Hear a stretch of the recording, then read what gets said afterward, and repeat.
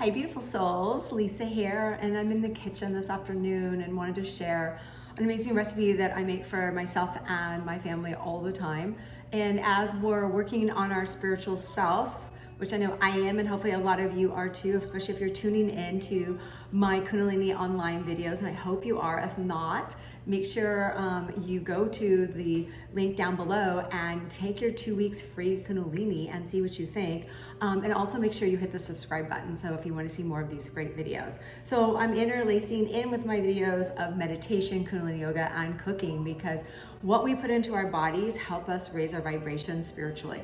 So today in the kitchen, I just wanted to share a quick little thing I'm making. Anyone can do this. I don't care if you're a cook or not. You can make this, and I've shared it with so many friends and family members that come over and they don't even like cauliflower. I'm like, what is that? And I'm like, I know, it's amazing and super simple. So I've already cut up a head of cauliflower and just chopped it into little tiny pieces, and I've tossed it with olive oil and with avocado oil. You can do one or the other. I was getting a little low on the olive oil, so I thought I'll put them both in. A lot of us are not aware of the amount of fats that we're putting in our body and the quality, and so quality fats are very important. So you only want to use olive oil. I always use the organic extra virgin and avocado oil. So avocado oil, if you're frying things, you want to use this, not olive oil. And stay away from things. I used to think sunflower oil was really good for our body, and it's really not. So what happens is we get too many of these omega-3s in our body, and it starts to create inflammation and problems. So working on that, stay within that. Coconut oil is another one that's really wonderful, or almond oil.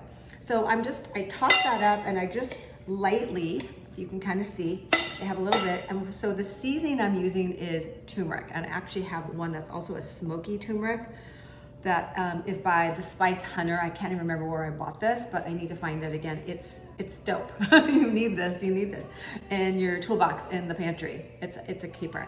So I'm gonna go ahead and do my all seasoning salt, organic, around it, really light. And we tend to, in our family, like things seasoned really well. So I'm just kind of giving it a nice little shake down of the salt. And then I'm going to go in and put in my smoky turmeric. This is where you want to have kind of a heavy hand. You want this to look pretty orange when you're done with it, okay? So I'm just kind of tossing that around.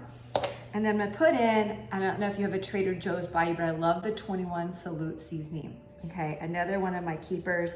Almost everything I make has this amazing blend spice on it. And then this other one I love is a South American Smoke African blend. Just kind of putting that on, have a little bit bigger pieces of peppers and things like that. You can also take this whole little dish into a Mexican flair and put chipotle powder and blackened seasoning in it as well. So just find yourself experimenting in your kitchen with herbs and olive oil.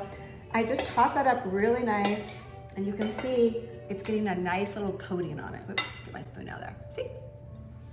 So I'm gonna go a little bit more. I'm gonna go with my regular turmeric as well.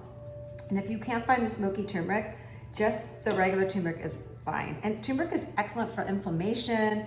And it's really important too when you're using your turmeric that you put a little bit of black pepper, because it helps with the healing abilities in the body. I tend to like the peppercorn. I like nice big chunky pieces. And again, you can't over season this unless you're just putting a ton of salt, which I'm not doing. Okay, just a little bit for seasoning. So I do all that. And then I'm gonna spray the pan just because I'm cooking it in my cast iron Le Creuset and I don't want it to stick. And then I'm just gonna pour it in, and I'll show you how that all looks. And what we're gonna do is I have my oven on a convection roast. You don't have to do it on convection roast if you don't have that option on your oven. And then sometimes what I like to do, because I feel a little naughty, I'm going to put a little extra turmeric on top of it, because it just tastes so yummy. So I want every little bit of this cauliflower coated. And when you roast it, the seasoning gets put in and it just feels amazingly yummy when you smell it. So that is how it looks. You're gonna roast it for probably 20 minutes, but keep an eye on it. I have my oven on at 375. And I could even put it up to 400, which I might, just because I know my husband's getting hungry. So I'm putting my convection at 400. I'm keeping an eye on it. I've already roasted up my sweet potatoes, so I'm making a macrobiotic bowl today, and it will be mashed sweet potatoes with some ghee on there, and then I'll also have the turmeric cauliflower along with kale mixed in with a salad with olive oil, salt, and I use my brewer's yeast inside of it. It's so yummy. Oh, and lemon, and lots of lemon. So I kind of put that in my bowl. You can put nuts on it, a little avocado, and voila, there you are in your vegetarian bowl. So hope you guys love this recipe. Leave some comments down below. Love to see what you make in your kitchen.